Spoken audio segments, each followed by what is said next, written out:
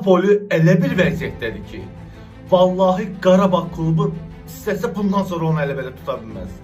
Napoli'nin vəziyyəti çox bərbaddır. Qarabağla oyun öncəsi hər gün bir zədəli futbolçu peyda olur. Qarabağla oyuna əsas 6 futbolçu olmayacaq. Hücumçuları, qapçıları, yarım müdafiəçi, bir sözlə Napoli Qarabağla oyunda əsas heyətdən 6 futbolçu yoxdur.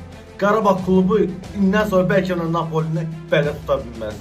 Siz təsəvvür gətirin ki, Kevin De Bruyne yoxdur.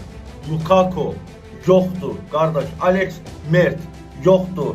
Leonardo Spinzalla yoxdur. Bilal Guillaume yoxdur. Frank Anguissa yoxdur.